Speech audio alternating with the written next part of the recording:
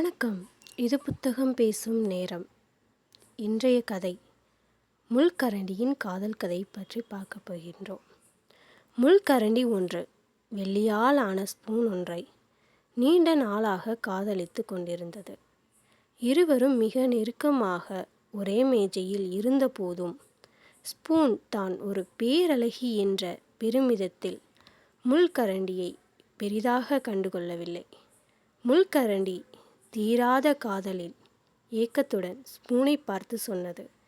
தேனில் கிடந்து ஸ்பூனின் குரல் கூட இனிதாக இருக்கிறது. அதற்காகவே காதலிக்க விரும்புகின்றேன். மாறாக ஸ்பூன் சொன்னது. முள்கரண்டி அருவருப்பானவை. அவை எதையும் லாபகமாக கையாளுவதே இல்லை. குத்தி கிழிப்பதுதான் அதன் சுபாவம். முள்கரண்டி அப்போதும் காதல் மாறாமல் சொன்னது. ஸ்பூன்கள் கச்சிதமானவை. அளவுக்கு மீறி எதையும் அவை ஏற்றுக்கொள்வதே இல்லை. என்ன நளினம், என்ன ஒய்யாரம்! இதற்காகவே காதலிக்க விரும்புகின்றேன். ஸ்பூன் வெல்வெட் துணியில் புரண்டு கொண்டே எரிச்சலுடன் சொன்னது. முள்கரண்டிகள் நிம்மதியற்றவை. அவை 3 நாக்குகள் கொண்டிருக்கின்றன. நடந்ததையும் நடப்பதையும் நடக்கப் போவதையும் ஒன்றாக குழப்பிக்கொள்ளக்கூடியவை. அதை கேட்டு சற்று எரிச்சலுற்ற முள்கரண்டி சொன்னது. ஸ்பூன்கள் வெட்கமற்ற மனிதர்களின் நாக்கை முத்தமிடுகின்றன, தடவி கொடுக்கின்றன. முள்கரண்டிகள் ஒருபோதும் அப்படி இருப்பதே இல்லை. கோபமுற்ற ஸ்பூன் சொன்னது. முள்கரண்டிகள் ஒருபோதும் சூப்பின் சுவையை அறிய முடியாது. உப்பு சர்க்கரையும் ஒருபோதும் தீண்டவே முடியாது.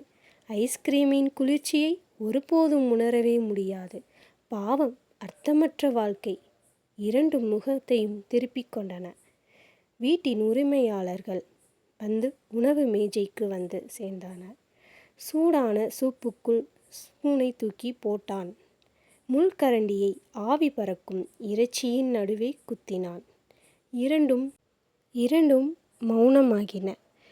பசி தீரும் மட்டும் சாப்பிட்டுவிட்டு எச்சில் பட்ட ஸ்பூனையும் முள்கரண்டியும் 2ம் ஒன்றாக தட்டில் போட்டு எழுந்து சென்றான். சுத்தம் செய்வதற்காக 2ம் ஒரே நீரில் வாளிக்குள் போடப்பட்டன. மிகுந்த ஆவேசத்துடன் ஸ்பூனை கட்டி தழுவியபடியே முள்கரண்டி சொன்னது. அன்பே, இந்த நிமிடத்திற்காகத்தான் காத்திருந்தேன். ஸ்பூனும் முள்கரண்டியும் மாறி மாறி முத்தமிட்டு கொண்டன. இவ்வாறு முள்கரண்டியின் காதல் கதை முடிந்தது. நன்றி.